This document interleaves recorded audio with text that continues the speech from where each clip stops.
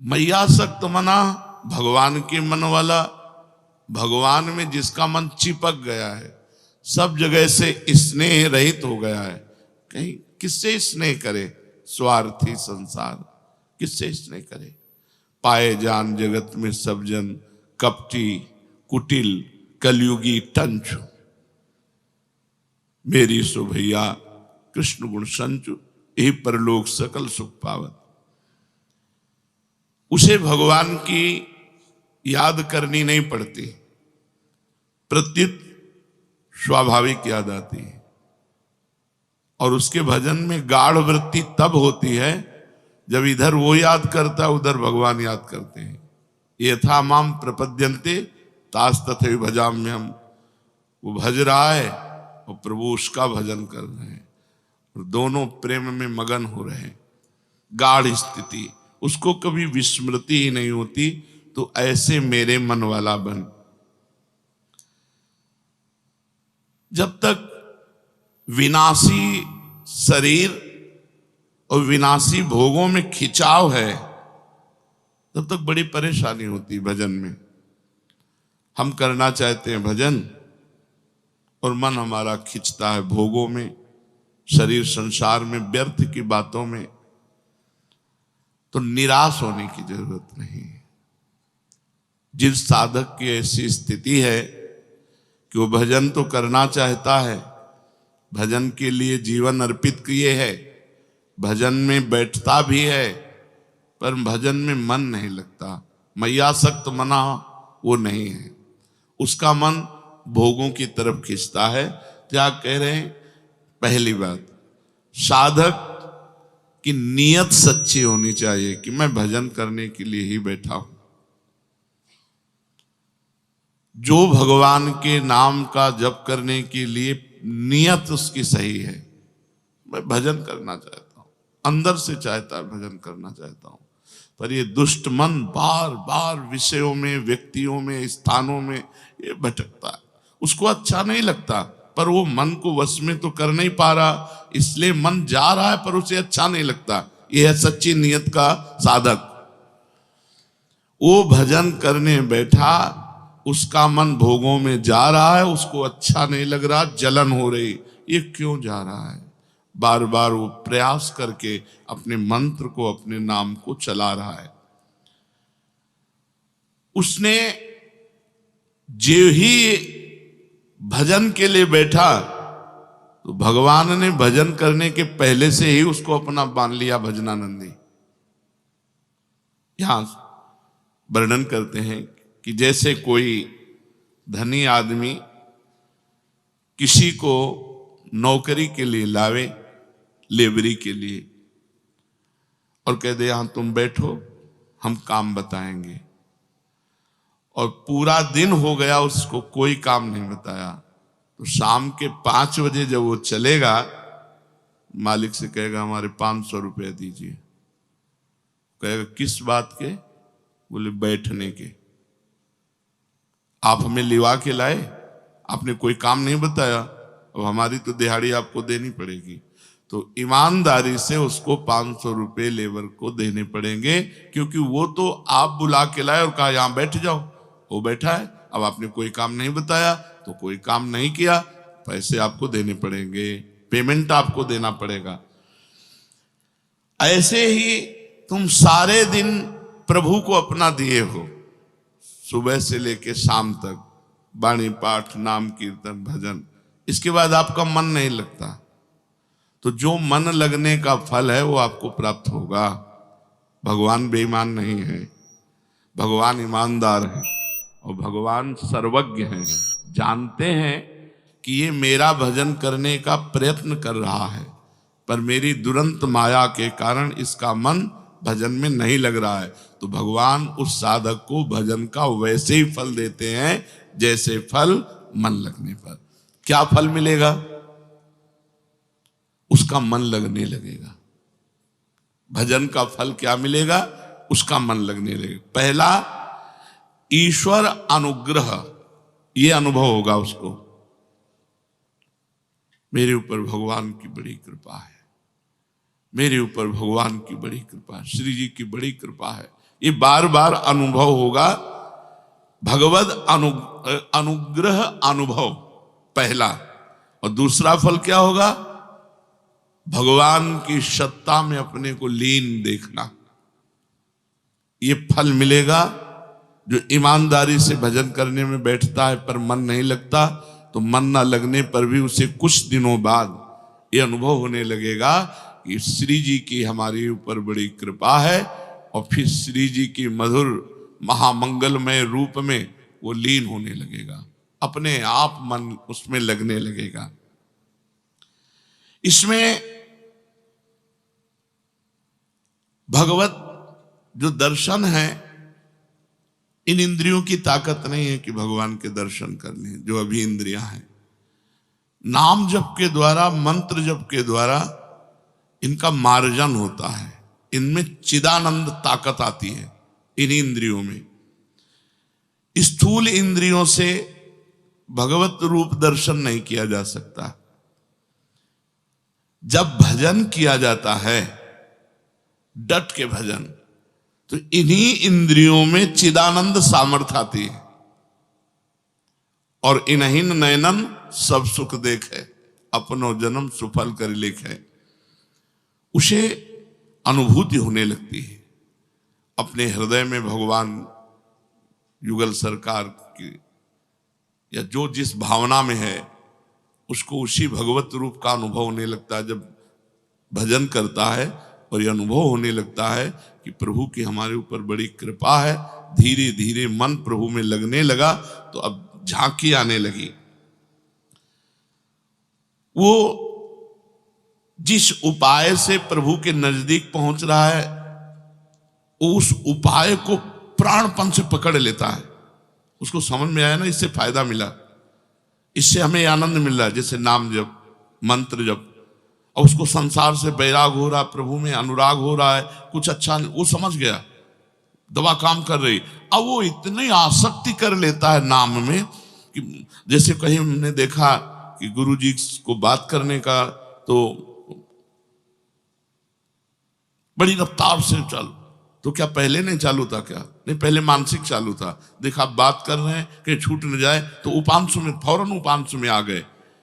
सिद्ध महापुरुष भी तद विस्मरणेन परम व्याकुलते थी।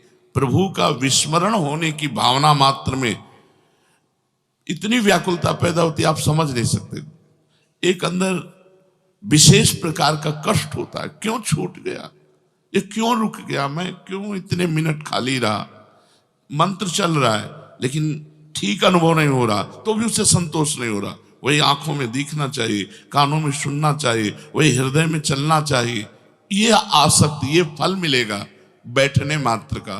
मन नहीं लगता, आप बैठते रहिए, एक दिन आपको ये फल मिलेगा कि हमारे ऊपर प्रभु की बड़ी कृपा है, और आप मंत्र में, नाम में तल्लीन होने लगेंगे। जिस सामर्थ्य से उसकी स्थिति ये पहुंची है, उसमें उसकी आसक्ति हो जाती है।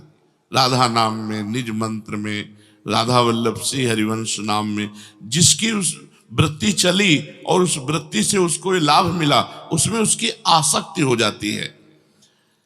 अब जो मन का विजय पाना बहुत कठिन कहा गया है, अब उसकी एकाग्रता बन गई, क्योंकि मन चाहने लगा कि रुके ना। समझो, जैसे जैसे भजन आपका बढ़ेगा तो मन चाहने लगेगा कि भजन न रुके। जब मन चाहने लगेगा भजन न रुके, तो अब मन को रोकना नहीं पड़ेगा, अब मन स्वयं भजन पकड़ेगा। वैसे कुछ दिन भजन तुम पकड़ो, फिर तुम्हें भजन पकड़ लेगा। वृंदावन की विशेष महिमा है, यहाँ फिरे स्वार्थ आपने, भजन गए फिरे बाह। पर कुछ दिन डट के भजन करना पड़ेगा।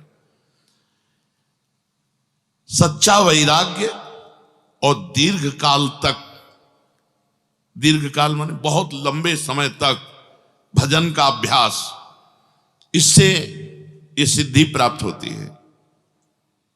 स्वयं भजन चल रहा है, अपने आप भजन चल रहा है, वो केवल देख रहा है, सुन रहा है, बस शांत। जैसे जैसे शोरगुल आवाज होती है, वैसे वैसे मंत्र की ध्वनि और जोर से होती है।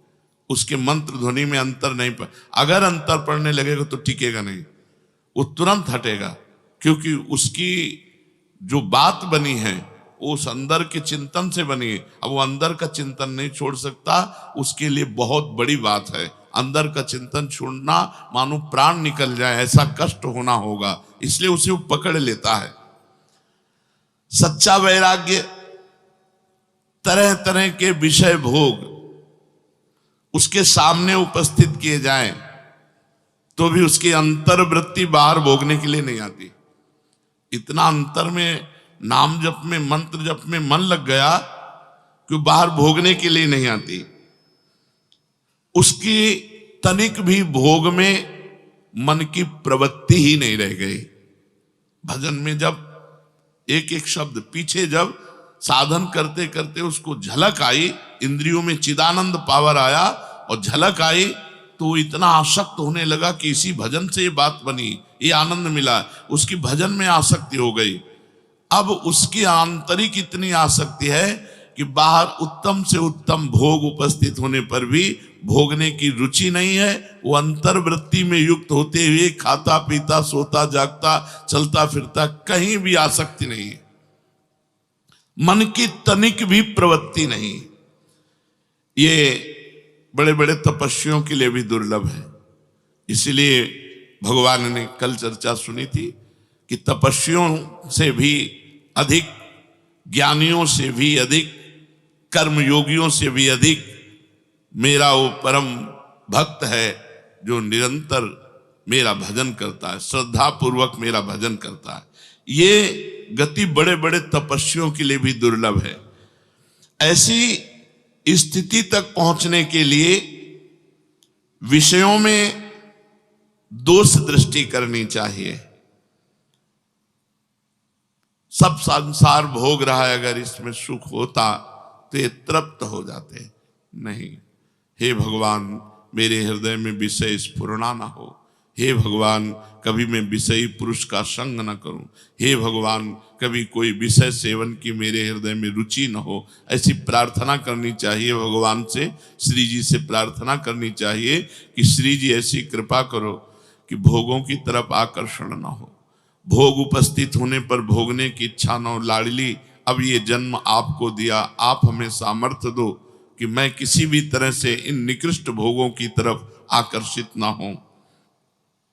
और चित्त को बार बार नाम में, मंत्र में लगाना, चाहे कोई भी हो, कोई भी का मतलब स्त्री पुरुष, पढ़ा लिखा मूर्ख, कोई भी जो बार बार अपना चित्त नाम में लगाता है, तो उसके सामने जो नाम का आधार होता है, जैसे राधा, तो राधा नाम का आधार है राधा रूप, वो उसके सामने आएगा। राधा रूप सामने आते ही क्या दशा होगी साधक की, जहां वो रूप है कि अखिल लोक ब्रह्मांड नायक परात्परीश भगवान श्री कृष्ण, जिस रूप को देखकर मोहित हो जाते हैं। और ऐसे मोहित होते हैं कि एक पल भर के लिए भी पलक झपना उनको असह्य होता है। ये अली प्रिया बदन अंबुज रस अटके अनत न जात, कहा कहो इन नैनन की बात। जब जब रुकत पलक संपुट लट, अति आतुर अकुलात। लंपट लव निमेष अंतरते, अलप कलप सत सात। कहा कहो इन नैनन की बात।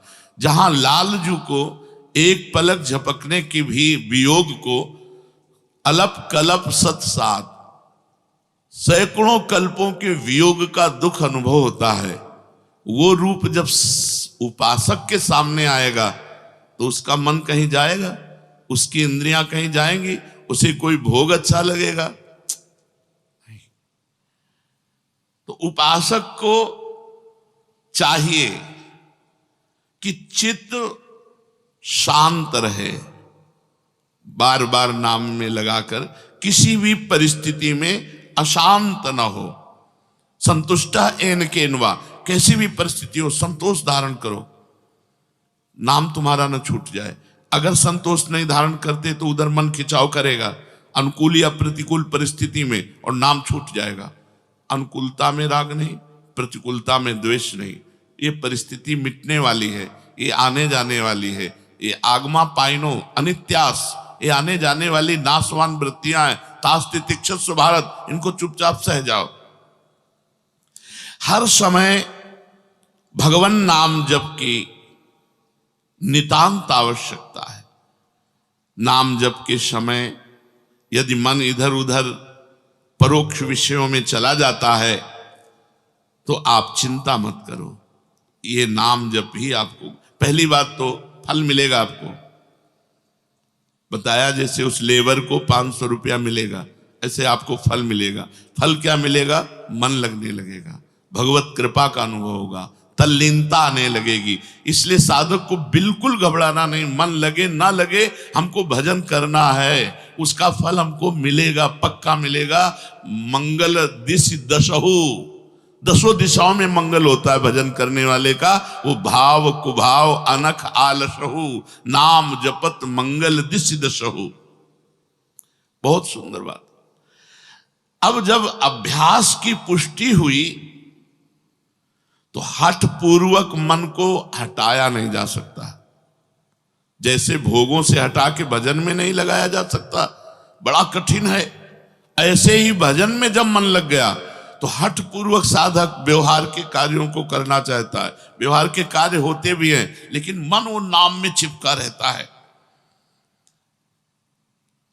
असहाय निर्विण्ण अवस्था जागृत होती है। खिन्न, कुछ अच्छा नहीं, कोई अपना नहीं। ये बिल्कुल दिव्य भागवती की स्थिति, असहाय और निर्विण्ण अवस्था जागृत होती है भजन से।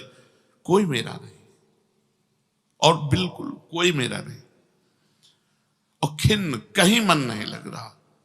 एक रास्ता बचा है, नाम और मंत्र, भगवान, उसी में। जब उसका गाढ़ चिंतन, तो इतना आकर्षण बढ़ता है कि प्रभु को घसीट के आना पड़ता है।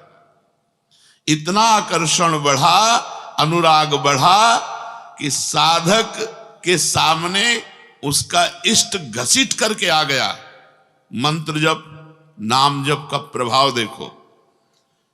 अपने प्रीतम की मधुर झांकी करते ही जन्म जन्म की कलुषता नष्ट हो गई, हृदय द्रवित हो गया। अब बस आह भर के रोना, सिसकना, पुकारना, तड़पना, बस यही बकाया रह जाता है। एकांत में बैठे कभी चिल्ला के रो पड़ा। धीरे धीरे इष्ट देव का इतना अनुग्रह हुआ कि वो जिधर देखता है उधर वही दिखाई देते हैं। पहले तो हृदय में साक्षात्कार हुआ, फिर अब जिधर देखता है उधर, जिधर वस्तु नहीं, वस्तु की जगह वही दिखाई देता है। जिससे गोपीजन कहती, जित देखूं तित श्याममयी है। मैं जिधर देखती हूं उधर मेरे श्याम सुंदर ही दिखाई देते हैं। यहां तक पहुंचने के लिए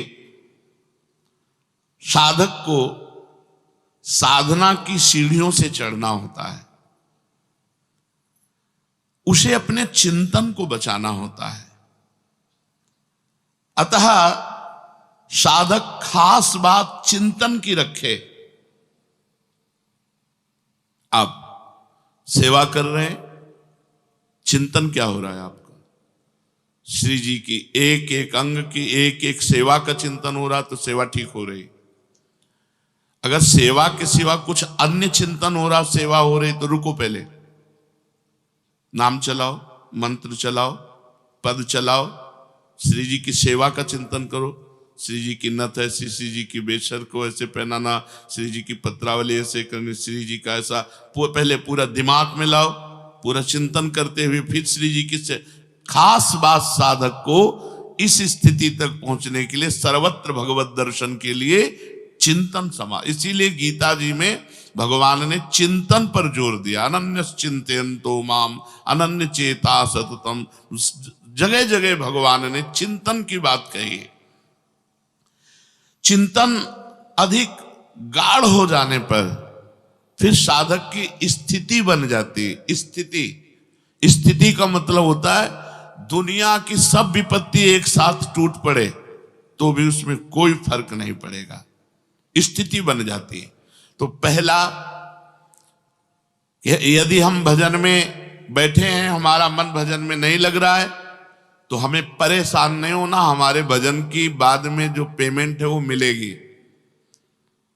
मालिक ईमानदार है और सर्वज्ञ है, वो जान रहा है कि ये मेरे भजन के लिए बैठा है। भरोसा दृढ़ रखो, भगवान की कृपा तुम्हारे ऊपर है। हरिवंश कृपा, हरिवंश कहें, हरिवंश कहें, हरिवंश लाएं। अगर कृपा न होती तो तुम राधा नहीं बोल सकते, तुम कृष्ण नहीं बोल सकते, तुम हरि नहीं बोल सकते। अगर कृपा है तो आप भजन के मार्ग में आए हो, भजन मार्ग में चल रहे हो। खूब हर समय अनुभव करो हम पर कृपा है। ये जितना अनुभव करोगे हम पर कृपा है, उतना ही आपका मन प्रभु में लगने लगे। हम पर प्रभु की बहुत कृपा है, बहुत कृपा है। धाम वास हो रहा है, भगवत चिंतन हो रहा है, भगवान। हाँ, कल एक ने कहा, दंडवत करके कहा कि अगर गलती हो जाए तो प्रसन्न रहना चाहिए साधक को। हम कहा नहीं बोले भगवान की, तो गलत गलत गलत मार्ग है। गुण तुम्हार समुझे निज दोषा, जेहि सब भांति तुम्हार भरोसा। गुण है तो मेरे गुरुदेव का है, मेरे श्री जी का है। अगर दोष है तो मेरा है। गलती हुई मेरे से, मुझे पश्चाताप करना चाहिए, मुझे जलना चाहिए, मुझे इष्ट गुरुदेव के सम्मुख प्रार्थना करनी चाहिए। प्रभु आपके भजन मार्ग में चलते हुए आप तो सर्वज्ञ हैं, देखो हमारे द्वारा ये गलती हो रही, नाथ असही है, कब तक ये गंदगी बनी रहेगी। आपका कहलाकर कहाँ प्रभु माथा रगड़ रहा हूं, कहाँ नीच विषयों की तरफ जा रहा हूं। नाथ आप कृपा करो। गुण तुम्हार समुझे निज दोषा। हर परिस्थिति में, प्रतिकूल अनुकूल, मान अपमान, लाभ हानि में, इन द्वंद्वों में प्रसन्न रहना चाहिए, ना कि अपनी गलती करके प्रसन्न रहना चाहिए। अगर हम गलती को प्रसन्नता में ले जाते हैं तो फिर वो गलती कभी छूटेगी ही नहीं, क्योंकि हम गलती में राजी हो गए। हमें गलती में राजी नहीं होना। भजन मार्ग में चलते हुए हमको ये सावधानी रखनी है कि यदि हमसे कोई गलती होती है तो हमको जलना चाहिए, हमारे अंदर जलन होनी चाहिए, हमारे अंदर दुख होना चाहिए, प्रभु से विनय होनी चाहिए, हाय हाय मच जाना चाहिए, असहनीय हो जाना चाहिए वो गलती, तो वो गलती दोबारा फिर हमसे नहीं होगी। अब दूसरी बात बता रहे हैं मैयासक्त मना के लिए। जब हम भगवान के लिए भजन करने के लिए बैठे तो ये विचार करें कि भगवान सब जगह हैं तो यहां भी है। जहां मैं भजन कर रहा हूं यहां भगवान है, सब जगह है तो यहां भी है।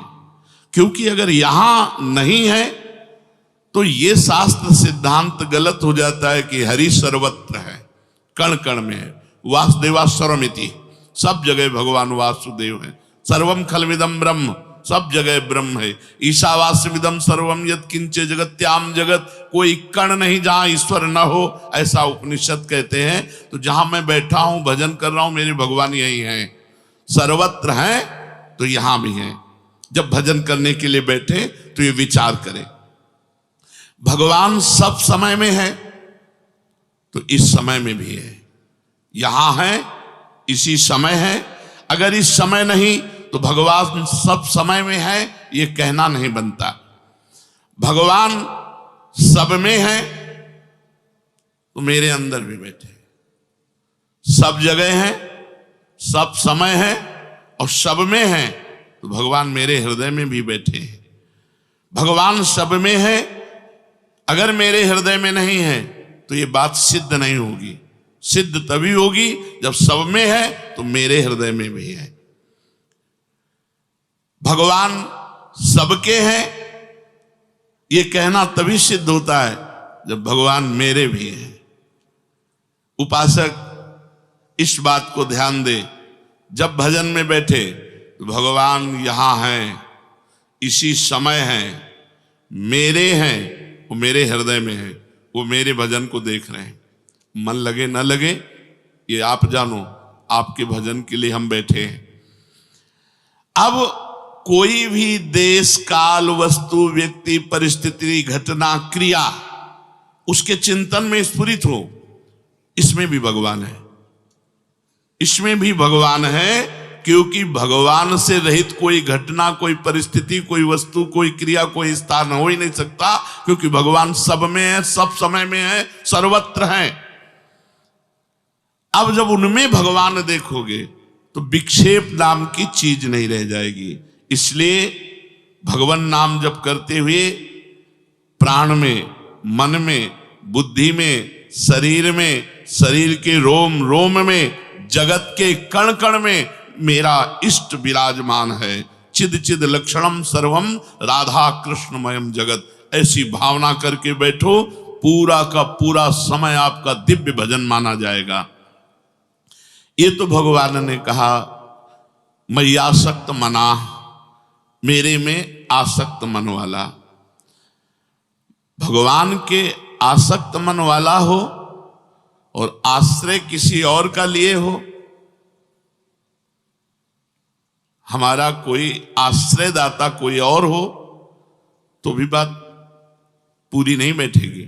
इसलिए भगवान ने कहा मदाश्रया, मेरे ही आश्रित हो, जिसको केवल मेरी ही आशा है, मेरा ही भरोसा है, मेरा ही सहारा है, मेरा ही विश्वास है।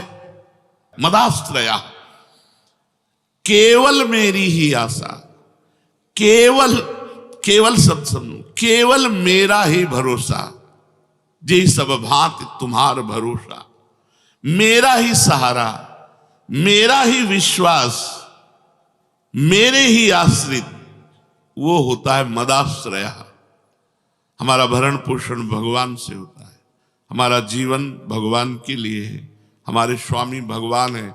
हमारा कोई व्यक्ति नहीं हो सकता, कोई फोन नंबर नहीं हो सकता, किसी भी तरह का अन्य आश्रय नहीं।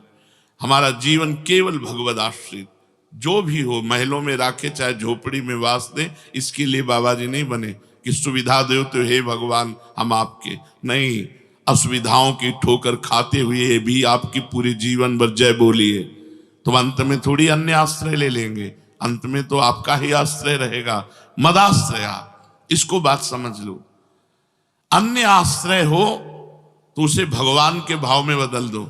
मेरे भगवान मेरे माता पिता के रूप में मेरा भरण पोषण कर रहे हैं, मेरे भगवान मेरे रिश्तेदार के रूप में आकर मेरा भरण पोषण कर रहे हैं, मेरे भगवान इस रूप में आकर मेरा भरण, लेकिन भरोसा भगवान का, ना तो माता पिता का, ना रिश्ते नातों का, मेरे भगवान इस रूप में मेरा भरण पोषण कर रहे हैं।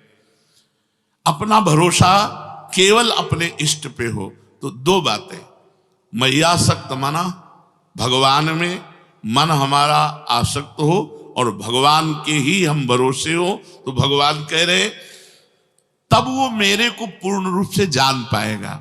संसार में आश्रय बहुत जल्दी ले लेते हैं, धन का, संपत्ति का, वैभव का, विद्या का, बुद्धि का, योग्यता का, कुटुंब का, मित्र का, ये सब नाशवान है, इसका आश्रय सब लिए हुए हैं।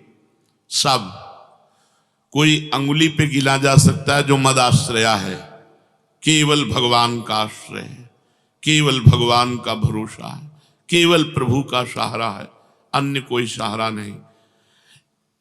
धन का, संपत्ति का, वैभव का, विद्या का, बुद्धि का, योग्यता का, कुटुंब का, ये सब आश्रय, ये नाशवान है, मिटने वाला है।